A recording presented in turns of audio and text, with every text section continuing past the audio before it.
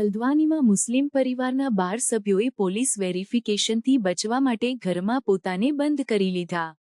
ઘટનાની માહિતી અનુસાર આ પરિવાર પાસે બિનકાયદેસર વીજ જોડાણ પણ હતું. હલ્દ્વાનીમાં અગાઉ પણ આવા કિસ્સાઓ સામે આવ્યા છે, જેમાં બિનકાયદેસર વસવાટ અને વીજ જોડાણનો સમાવેશ થાય છે. હલ્દ્વાનીમાં થયેલા હિંસક અથડામણો બાદ પોલીસ દ્વારા કડક કાર્યવાહી કરવામાં આવી રહી છે. આ ઘટનામાં બિનકાયદેસર મદરસા અને મસ્જિદના ધ્વંસને કારણે હિંસા ફાટી નીકળી હતી, જેમાં 6 લોકોના મોત થયા હતા અને અનેક લોકો ઘાયલ થયા હતા.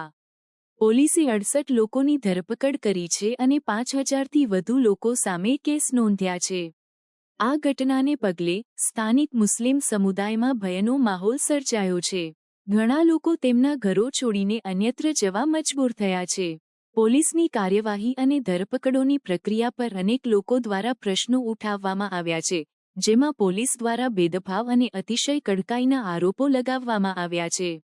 આ સમગ્ર ઘટનાક્રમમાં બિનકાયદેસર વસવાટ, વીજ જોડાણ અને પોલીસની કડક કાર્યવાહી જેવા મુદ્દાઓને કારણે હલ્દ્વાનીમાં તણાવપૂર્ણ પરિસ્થિતિ સર્જાઈ છે. સ્થાનિક સમુદાય અને પ્રશાસન વચ્ચે વિશ્વાસની ખોટ અને ભવિષ્યમાં આવી ઘટનાઓને टाळवा માટે સંવાદ અને સહयोग જરૂરી છે. देखिए, नैनीताल में जो रिसेंटली घटना हुई थी उसके बाद माननीय मुख्यमंत्री जी के निर्देशानुसार हमने पूरे जनपद में और इनफैक्ट सभी जनपदों में कुमाऊं रेंज के एक व्यापक एक बृहद सत्यापन अभियान जो है वो चलाया है, जिसमें जितने बाहरी तत्व आकर यहाँ पर रह रहे हैं, जो असामाजिक हैं, जो किसी भी प्रकार से क्रिमिनल एक्टिविटीज में इन्वॉल्व हैं, तो उन सबको आइडेंटिफाई करके हम उनके विरुद्ध एक विधिक कार्रवाई जो है वो की जाए। इसी क्रम में कल हमने बनफूलपुरा क्षेत्र में व्यापक सत्यापन किया था। उस सत्यापन के दौरान पाया कि एक घर में बाहर से ताला लगा था बट फैमिली अंदर थी।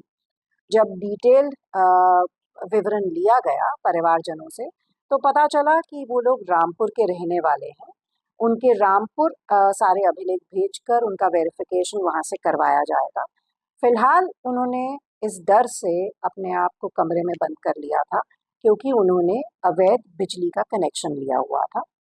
जो ये डिटेल्स हमें मिली हैं उसके बाद हमने विद्युत विभाग को अवगत करा दिया है। उनके विरुद्ध विधिक कार्रवाई की जा रही है और साथ ही साथ जैसे ही हमारे पास रामपुर से उनकी डिटेल्स प्राप्त होती हैं तो उसमें अग्रिम कार्रवाई की जाएगी।